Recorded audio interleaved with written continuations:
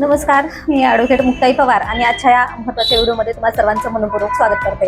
आपण पाहिलं महाराष्ट्रामध्ये बऱ्याच ठिकाणी निवडणुकीचं वातावरण आहे आणि अनेक भागांमध्ये निवडणुका सुरू आहेत, काही भागांमध्ये होणार आहेत.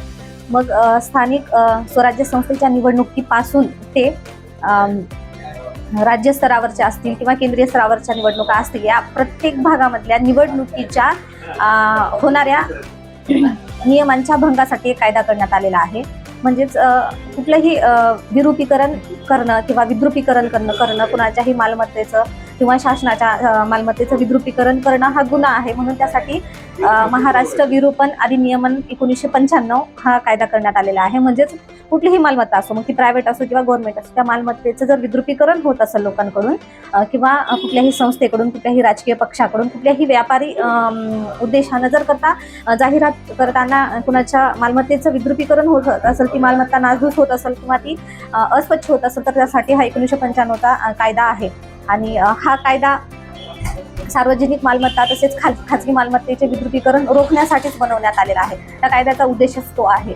म्हणजेच विद्रुपीकरण थांबवणे तसेच शहरांची आणि गावांची स्वच्छता राखणे, विद्रुपीकरण थांबवणे हा याचा उद्देश आहे. म्हणजेच आपण पाहतो की ग्रामीण भागामध्ये असेल किंवा शहरी भागामध्ये कुठेही असेल तर एखादी व्यक्ती ती स्वतःच्या घरावरती त्या व्यक्तीच्या किंवा त्या घराच्या विरोधी पक्षाचे लोक येऊन त्यांच्या घरावरती बॅनर लावतात किंवा बॅनर चिटकवतात आणि त्यामुळे त्या व्यक्तीची एक मेंटॅलिटी तर खराबच होते, त्यांच्यावर कुठला तरी अन्याय होतो असं ह्या कायद्याचं म्हणणं आहे.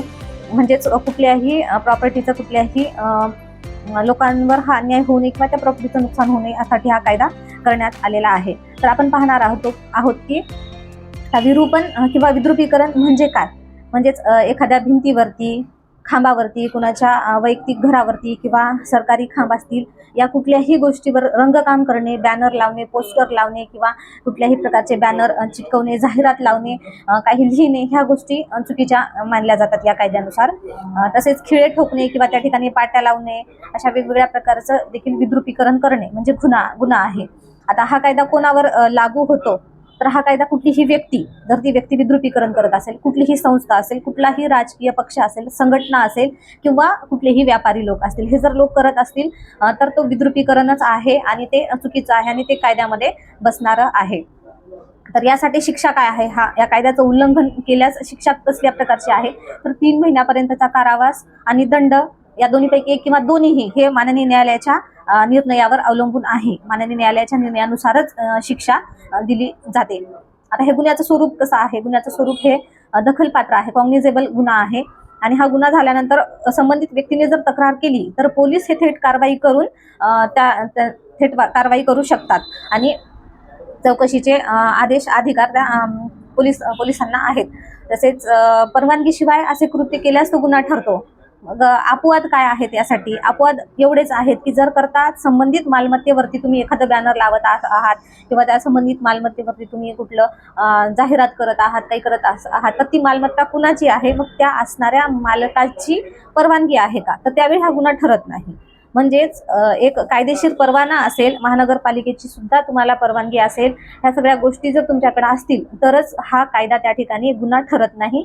हा एक अपवाद आहे. म्हणजे याच्यासाठी जर कायदा कसा घडतो किंवा कोणता गुन्हा आहे किंवा कोणतं कृत्य चुकीचं आहे ह्याचं जर उदाहरण सांगायचं असेल तर समजा आता निवडणुकीच्या काळामध्ये भिंतीवरती काय करणं, पोस्टर लावणे, भिंतीवरती पक्षाच्या काही स्लोगन लिहिणे, हे परवानगी घेतली नसेल तर चुकीचं आहे.